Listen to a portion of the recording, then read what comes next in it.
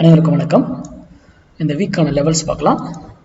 Nifty and bank Nifty இது நம்ம முழுக்க நம்ம வந்து மேத்தமெட்டிக்கல் பேஸில் மட்டும்தான் நம்ம எதையுமே பங்குச்சந்தையை அணுகுவோம். Pattern, indicator, moving average, price action இதெல்லாம் நம்ம பார்க்கவே மாட்டோம். மேக்ஸ் அப்புறம் நம்பர்ஸ் இதுதான் வெரி வெரி இம்பார்ட்டன்ட். அப்புறம் டேட்ஸ், சில டேட்ஸ் எல்லாம் இருக்கும், இம்பார்ட்டன்ட் டேட்ஸ். அந்த டேட்ஸ் எல்லாமே மேட்ச் பண்ணி தான் நம்ம ஒரு ட்ரேட் எடுக்கணும். அதே போல் நான் இந்த வேல்யூ கொடுக்குறேன், அது நடக்குது இல்லை. ஆனால் உங்களுக்கு இது தெரிந்தால் எக்ஸிக்யூட் பண்ணுங்க. இல்லை நீங்கள் ஏற்கனவே கற்றுக்கிட்டது ஏதாவது இந்த இது கூட ப்ரைஸ் கூட மேட்ச் ஆச்சுன்னா தாராளமாக பயன்படுத்திக்கலாம், தப்பே கிடையாது.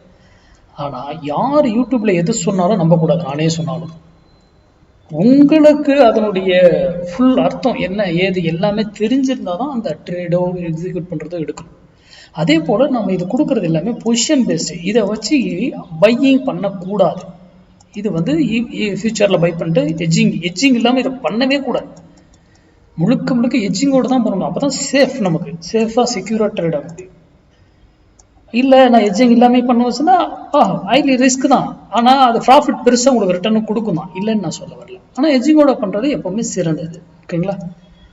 இது இந்த வீக்கான லெவல்ஸ் பார்க்கலாம். ஃபர்ஸ்ட் நிஃப்டி இது பார்த்துருவோம். நிஃப்டி 22,878 இருந்தால் buy, 762 stop loss. Day candle closing best. அவ்வளோ பாயிண்ட்லாம் ஸ்டாப் லாஸ் கொடுக்க முடியாது, அதனால் எட்ஜிங்கோடு எடுத்துக்கோங்க. Sell at 23,638, stop loss 23,722. இந்த ஸ்டாப் லாஸ் வந்து இது டே கேண்டில் க்ளோசிங் பெஸ்ட் தான் எல்லாமே. இப்போது நான் எப்பவுமே சொல்லிட்டு இருப்பேன், இயர்லி லெவல் தான் ஃபஸ்ட்டு ஸ்ட்ராங்கான ஒரு ரெசிஸ்டன்ஸாக சப்போர்ட் ஆனாலும் வந்தால் மேக்ஸில். அடுத்தது monthly level very very strong, அதுக்கு அடுத்தபடியாக. அதுக்கப்புறம் தான் வீக்லி லெவல், அதுக்கப்புறம் தான் இன்ட்ராடே லெவல். ஓகேங்களா? இந்த லெவல்ஸ் எல்லாமே மேக்ஸ் அடிப்படையில் நமக்கு முன்னாடியே தெரியும். நிஃப்டி நம்ம வந்து என்ன சொல்லிக்கிட்டு இருக்கோம், 21,700க்கு கீழே க்ளோஸ் வைக்கலன்னா மார்க்கெட் அப்பு தான்.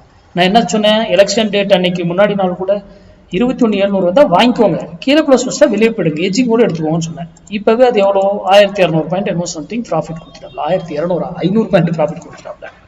கரெக்டுங்களா?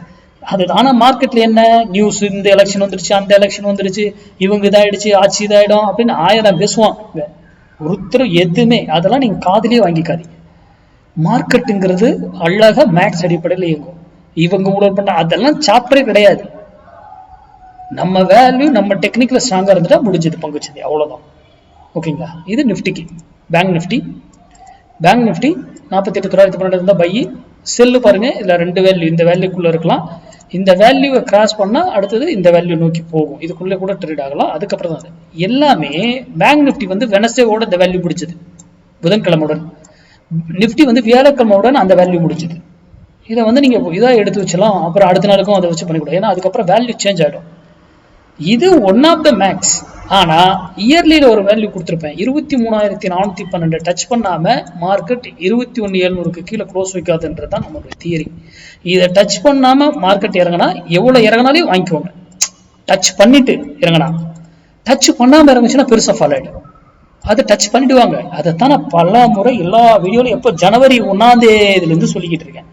ஓகேங்களா?